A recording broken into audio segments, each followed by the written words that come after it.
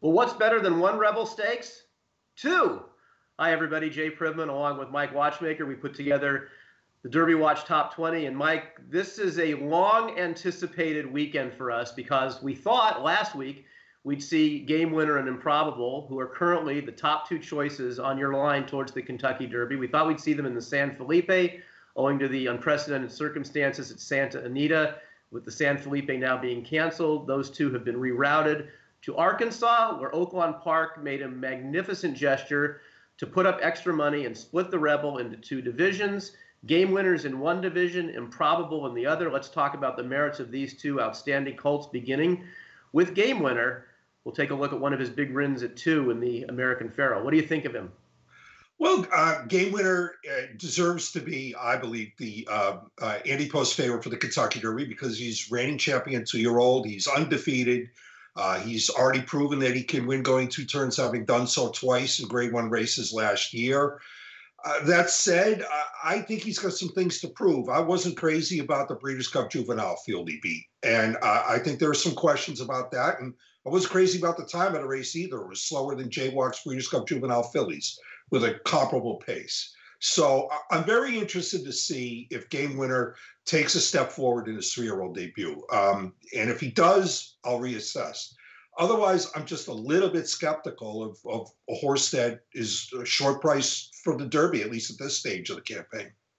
Well, one thing about Game Winner, to me, he's kind of a relentless horse. He's not a flashy horse. He just sort of keeps chugging away. And you're right. He's not the kind of horse that wows you, and we'll see how much progress he's made from 2 to 3 when he makes his 3-year-old debut on Saturday. One thing, having watched all of these horses train recently, Game Winner to me has really come on in his works over his last 2 or 3 works. So I think you're going to see a good account from him. But his stablemate Improbable is a much flashier horse. He has not run since winning the Los Alamitos Futurity, and he has trained brilliantly coming into his 3-year-old debut in the other division of the Rebel. Your thoughts on Improbable? Improbable is my Derby horse until proven otherwise at this point. Everybody's got their Derby force at this point, and he's mine.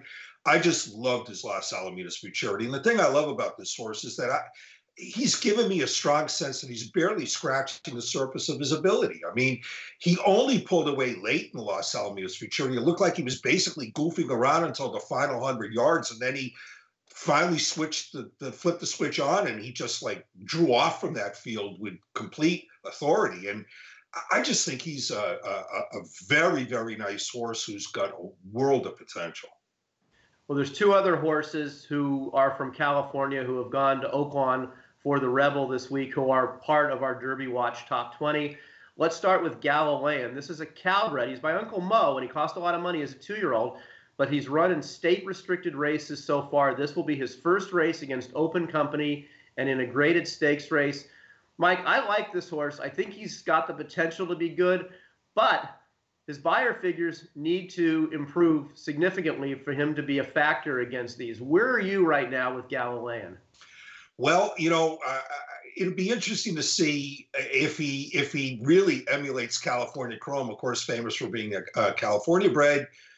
He won the same race that California Chrome did, the Cal Cup Derby. And then after that race, California Chrome just exploded buyer-wise. And Galilean has to do that if he's going to be a player in these big unrestricted races. And I'm not saying he can't do it, but he's going to have to run a lot faster than he has so far. It's one thing to just run off and hide from California breds and get mid-80s buyers. He's going to have to get upper 90 buyers if he's going to be a serious player down, going forward in these final Derby preps.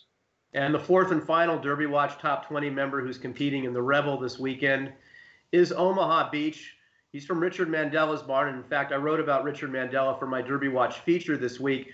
Omaha Beach, Mike, is a horse that they have been extremely high on since last summer. It took him a long time to break his maiden, but he finally did it in his last start. But now he stretches out around 2 turns anew and runs in a graded stake race. Your thoughts on where this horse is at right now?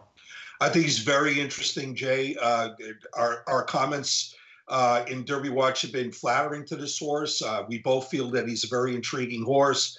I don't want to scoop myself from my Weekend Warrior column, but who knows? I might take him against Game Winner in that other division.